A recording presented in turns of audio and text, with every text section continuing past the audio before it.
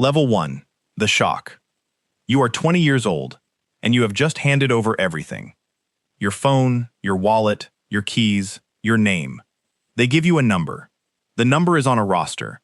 The roster does not care what your name was, what your mother called you, what your high school team was, or what you told yourself you were made of on the drive here. The roster has a slot. You are filling it. Whether you fill it all the way to the end, or whether someone else fills it after you quit, is a question the roster will answer eventually. Here is the first thing the military teaches you that nobody warns you about. You are not the main character here. For the first 20 years of your life, every institution you moved through treated you as though you were the point of it. School was designed around your learning. Your family organized itself around your development. Even your friendships were, in some sense, stories about you. This place is not a story about you. This place is a story about the mission. You are a resource the mission consumes. The goal of every training program you will go through from this day forward is to find out, as efficiently as possible, whether you are a resource worth keeping. They shave your head. They issue you clothes that fit approximately. They put you in a formation with 80 other people who have also just had their names taken. Some of them are terrified. You can tell by the way they are holding very still, the way frightened people hold still. Some of them are not terrified. You will watch most of those people quit first, because the ones who are not frightened have not yet understood what they signed up for. Fear is information. The people who arrive without it are working with incomplete data. You stand in formation in the first hour of the rest of your life, and you listen to someone explain what is about to happen to you. You will not fully absorb it. Nobody does. Language cannot fully prepare a body for what is coming. The body has to learn it the hard way. The body always learns it the hard way. You think about something your uncle told you once. A man who served and came back different in a way nobody in the family ever quite named. He said, "The first day, they take what you think you are. The last day, you find out what you actually are. Everything in between is just the distance between those two things." You did not understand it then. You are starting to understand it now. Level 2. The foundation. You are running. You have been running for what feels like the entire history of civilization. Your lungs are explaining to you, in very clear terms, that they would like to stop. Your legs have moved past the stage of pain and into the stage of numb machinery, which is either better or worse depending on how you look at it. This is basic training. Every service member who has ever worn a uniform in the United States military passed through some version of this. The Army does it at Fort Jackson and Fort Benning. The Navy does it at Great Lakes. The Air Force does it at Lackland. The Marines do it at Parris Island or San Diego. The Coast Guard does it at Cape May. The names are different. The shape of the thing is the same. The shape of the thing is, we are going to find out who you are when you are completely out of resources. Here is what basic training actually is, underneath the push-ups and the drill sergeants and the running. It is a controlled deprivation experiment. They take away your sleep, your food autonomy, your privacy, your schedule, your choices. And then they give you a task. The task is always the same. Do what you are told, at the standard, right now, while everything in your body is screaming at you to stop. Some people discover here that they are capable of things they did not know they could do. They ran 4 miles when they believed they could not run 1. They carry weight they did not know they could carry. They sleep 4 hours and function, and sleep 4 hours again, and function again. The discovery of a self that is larger than the self you arrived with. That is what basic training is selling. Most people buy it. Most people graduate. Here is the number that matters. 85% of people who enter basic training graduate. That sounds good, until you realize that the military accepted you specifically because they believed you were likely to graduate. The filter at basic is not designed to break most people. It is designed to establish a floor. You are learning the floor. You have not come anywhere near the ceiling yet. The ceiling is where the story actually starts. And somewhere in the distance, past all the running and the shouting and the hurry up and wait, there is a school, or several schools, that will find out if you have a ceiling at all. Level 3. The filter. You are at Fort Benning, and it is 3 in the morning, and you have been awake for 37 hours, and you are in a swamp in the Florida Panhandle, and you are supposed to be leading a patrol, and you are not entirely certain which direction is north. Ranger School, 61 days, 3 phases, Benning, Mountain, Florida. The Army's premier leadership school, 50% pass rate. The ones who wash out do not wash out because they could not do the physical work. They wash out because the physical work was designed to make the cognitive work impossible. Here is what Ranger School is actually testing. Can you make good decisions when your body is at the absolute bottom of its reserves? Can you lead people when you are operating at approximately 30% of your cognitive capacity? Can you look a map in the eye after 48 hours without sleep and find the thing you need to find and get your squad to the objective on time? The answer, for about half the people who arrive at Fort Benning, is no. Not because they are not capable of those things when they are rested and fed and functioning. They absolutely are. But the job does not come with rest, food, and functioning. The job comes at 3 in the morning, in a Florida swamp, when you are 37 hours into a patrol, and you have not eaten a real meal in 2 days. The grader who evaluates your leadership is watching everything. His clipboard is the most powerful object in this swamp. A go means you pass the leadership phase. A no-go means you either repeat it or you leave. Some people repeat a phrase twice. Some people leave. Some people leave and come back months later and try again.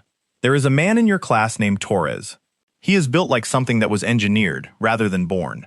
You have watched him run faster than anyone, carrying more weight than anyone, without any visible effort. Torres looks at Ranger School the way most people look at a moderate hike. Torres is going to be fine at Ranger School. But you have started to notice something about Torres. He is very comfortable when the task is clear. He is very comfortable when someone else has made the decision, and his job is to execute it. When the clipboard turns his way, and the grader says, "Your patrol," Torres goes quiet in a way that is different from the tactical quiet. It is the quiet of a man who does not quite know who he is without someone telling him what to do. You file that away. You do not know yet why it will matter. Level 4. The Crucible. You are in the Pacific Ocean, and it is 53 degrees. And it has been 53 degrees for what your mind has stopped being able to measure as time. Hell Week. 5.5 days. 20 hours of training per day. Approximately 4 hours of sleep across the entire week. Not 4 hours per night. 4 hours total. This is the most famous military training in the world. BUDS, Basic Underwater Demolition, SEAL Training. Hell Week is the 3rd week. The attrition rate for the overall BUDS program hovers around 75%. Most of those people leave during Hell Week. Some of them leave in the first hour. There is a bell. The bell is the most important piece of equipment at BUD. It is brass. It hangs on a post near the grinder, the concrete courtyard where the training happens. When you ring the bell, you are done. Not done for the day. Done. You ring it 3 times. You put your helmet in the sand next to the other helmets of the people who left before you. And you walk to a table where there is hot coffee and dry clothes. And that is the last thing BUDS does for you. The helmets accumulate. On the first day, there are none. By the end of Hell Week, there are rows of them. You count them. You cannot help it. You count them the way you count anything that reminds you of the distance between where you are and where the door is. Here is what the instructors know that you are just learning. The body does not actually quit. The body has more in it than you can imagine. The body is a liar that tells you it is done when it has 90% left. What quits is the mind. Specifically, the part of the mind that is still negotiating with itself. The part that is still running the cost-benefit analysis. The part that keeps asking the question, is this worth it? The people who make it through Hell Week are not the strongest. They are the people who stopped running the cost-benefit analysis.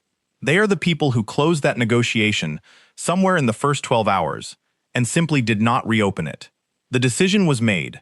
The body's complaints were noted, filed, and completely irrelevant.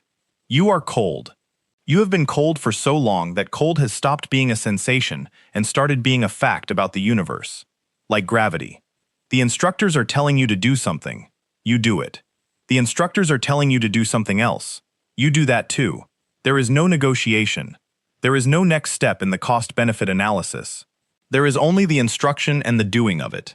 Torres is beside you when the sun comes up on day 3.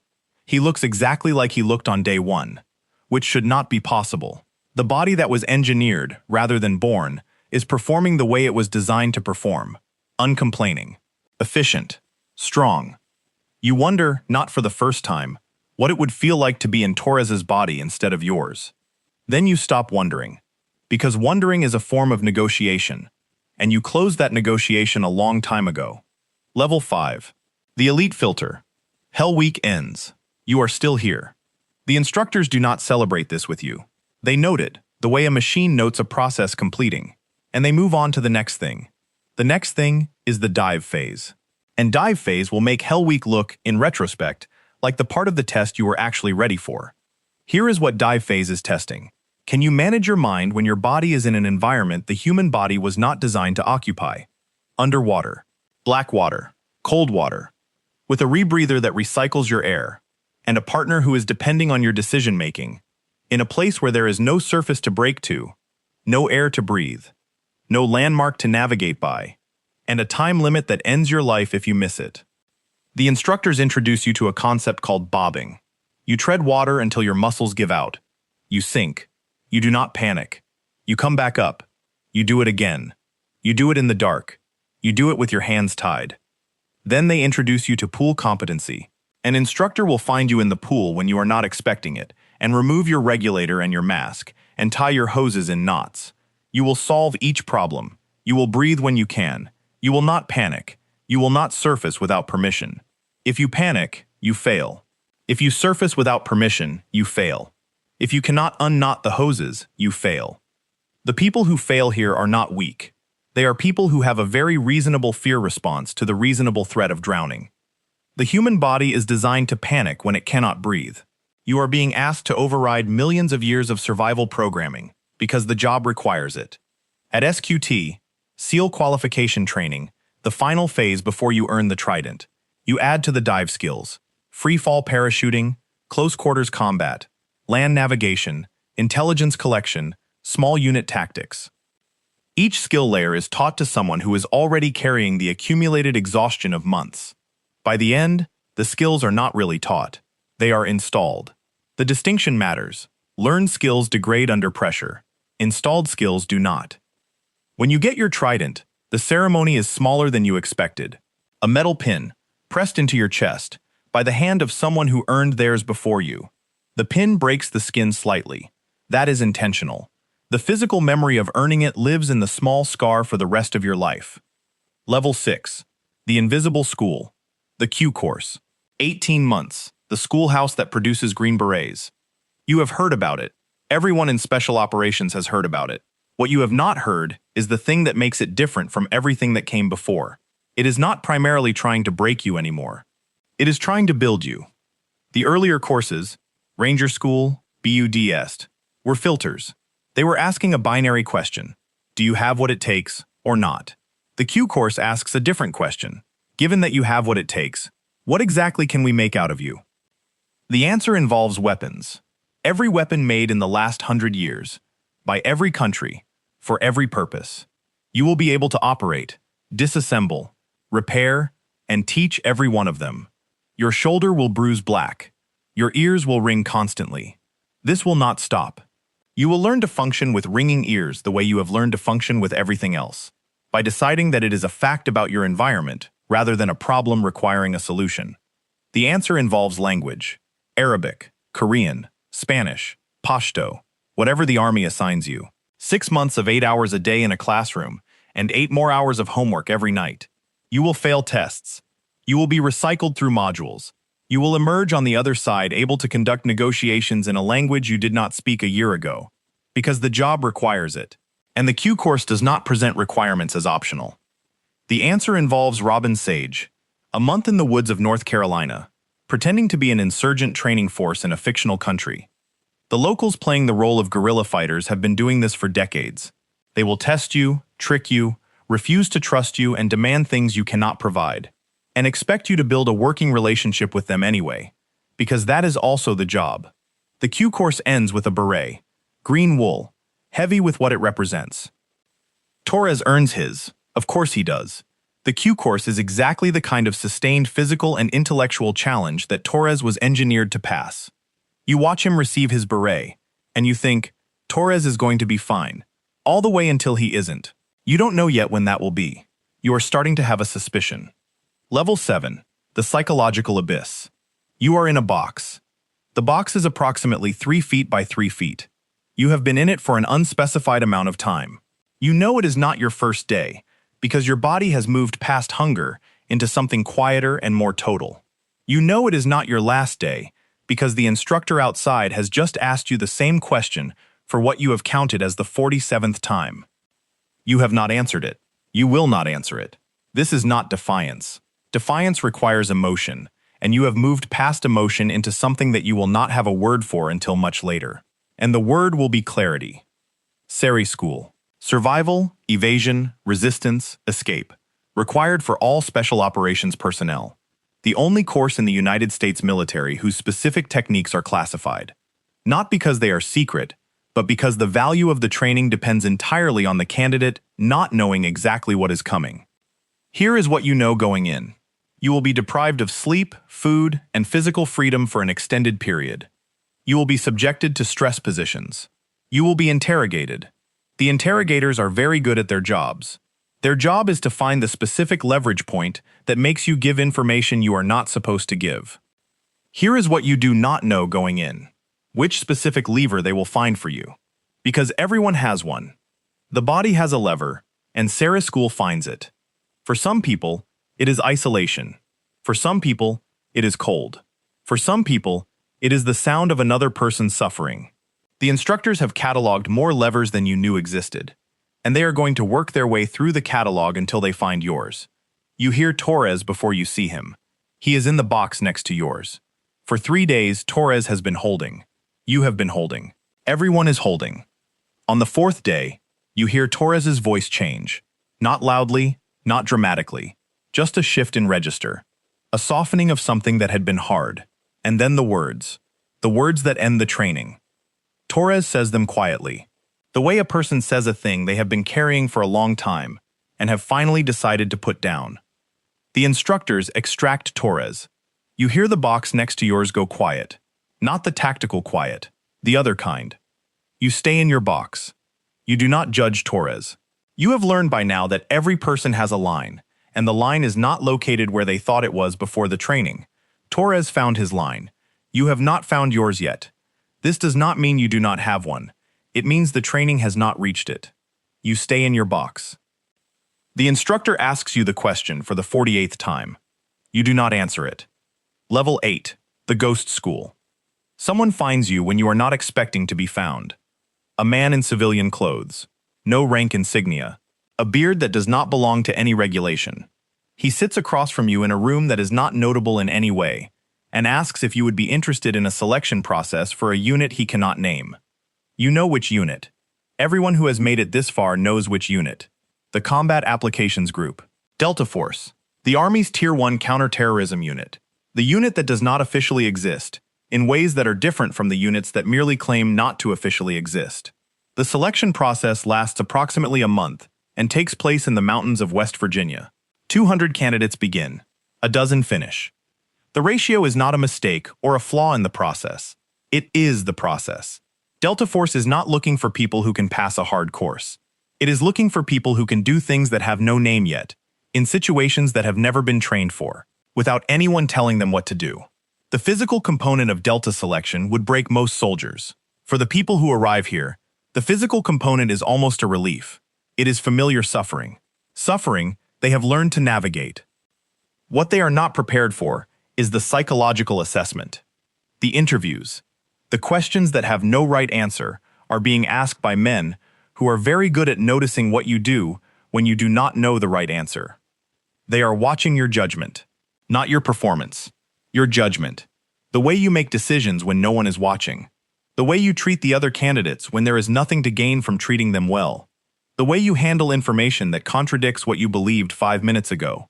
Whether you update or whether you defend. They are watching for people who are genuinely, constitutively, calm. Not trained calm. Genuine calm. The calm that does not need to perform itself. The calm that is simply what is left when you have survived everything that was supposed to destroy the illusion of calm. The operator training course that follows selection is 6 months of the most advanced close-quarters combat training in the world. You shoot more rounds in 6 months than most soldiers fire in a career. You clear rooms until room clearing is not something you do, but something you are. You learn things that civilians do not know can be taught. You learn them in a building that does not appear on public maps, in a unit that does not appear on public rosters, in a program that will not appear in any account of your military service that the public will ever see. At the end, there is no ceremony. There is an assignment. There is a handshake from a man whose name you will not say out loud in the wrong company. There is a reporting date. You are a ghost now.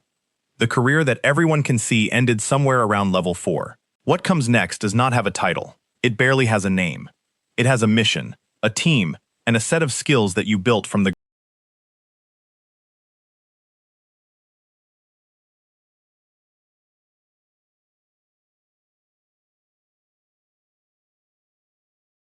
pipeline was running in parallel. The Air Force Pararescue Program, the PJ Pipeline, a 2-year training program with an 80% attrition rate.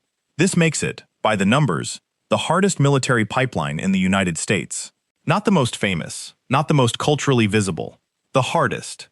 The PJ Pipeline combines BUDS equivalent water training with the Army Airborne School, military freefall parachuting, combat dive qualification, survival school, and at the end, 18 months of paramedic and surgical tech training at the highest level of civilian medicine offers.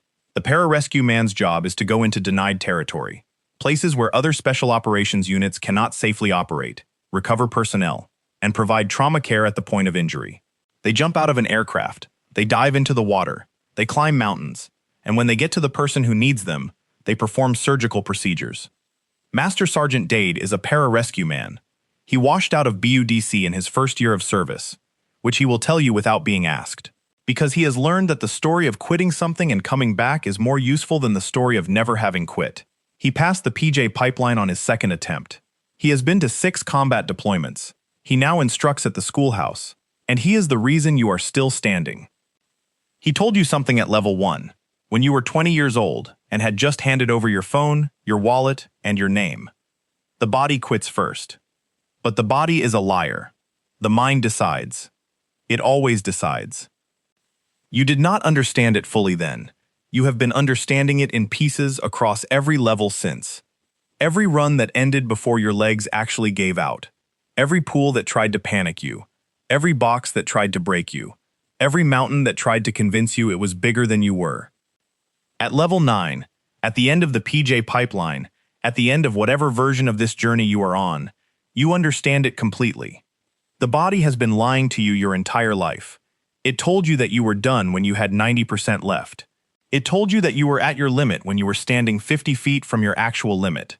It told you that the decision had already been made when the decision was always yours to make. You made it. Every time, at every level, when the body said stop and the mind could have agreed, you made it. The mind decides. It always decides. Level 10. The quiet. You are sitting in a parking lot. This is not a dramatic location for the end of the story. There is no mountain, ocean, or training facility visible through your windshield. It is a parking lot on a military base, and it is a Tuesday afternoon, and you have just walked out of a building where they handed you a reporting date for your first operational assignment. You have been sitting here for 20 minutes, not crying and not celebrating. Just sitting in the strange, specific silence that exists where the training used to be. For years, every minute has been filled. Every minute has been accounted for, assigned, and occupied by something that required everything you had and then slightly more. The training filled you up completely, the way water fills a container. And now the training is over, and you are sitting in a parking lot, and the container is empty and quiet, and you are not sure, quite, what to do with the quiet. Dade is leaning against the car next to yours when you look up. This is not a coincidence. Good instructors do not coincide. He does not ask how you feel. He does not congratulate you. He sits on the hood of the car next to yours and looks at the same ordinary parking lot you have been looking at. And after a while he says, "You know what the training was for?" You think you know. You start to say something about skills, about mission readiness, about all the things the training literally prepared you for. He shakes his head before you finish. The training was the door, he says. Everything the training gave you, the skills, the calluses, the thing in your chest that doesn't panic when it probably should, all of that is the door. You just found out you could open it. He gets up. He has another class to get back to. 40 new people who have just handed over their phones and their wallets and their names. 40 people who do not know yet that the body is a liar. He is going to be the first person to start telling them. The body quits first, he says, walking away. The mind decides. He does not say it to you. He says it into the air of the parking lot, quietly. The way a person says a thing they have said so many times, it has become part of the atmosphere of the place. You sit in the parking lot for a few more minutes. Then you start the car. Right now, somewhere in the continental United States, someone is handing over their phone. They are handing over their wallet, their keys, their name. They are getting a number on a roster. They are standing in the first formation of the rest of their life. And someone is explaining what is about to happen to them, and they are not fully absorbing it, because language cannot prepare a body for what is coming. They do not know about the runs that will not end. They do not know about the bell in the sand at Boods, or the grader with the clipboard in a Florida swamp, or the box in SERE school, or the man in civilian clothes with no insignia who will find them years from now and ask about a unit he cannot name. They do not know that their body is a liar. They will learn. The training will teach them. It teaches everyone who stays long enough, and some of those who don't, in the ways you only learn from quitting. Somewhere in that new formation, there is a Torres. You can almost see him from here. The one who looks like he was built in a laboratory. The one who arrives without fear, because he does not yet have enough information to be afraid. He will be fine through everything the body has to offer. He will not be fine through everything the mind has to offer. He will find his line. Everyone finds their line. And somewhere in that formation, there is the one who closes the cost-benefit analysis in the first week and never reopens it. You cannot see that one from here. They do not look like anything in particular. The ones who finish never do. They are standing in formation right now, 20 years old, trying to hold very still. The training is about to start. The cycle continues.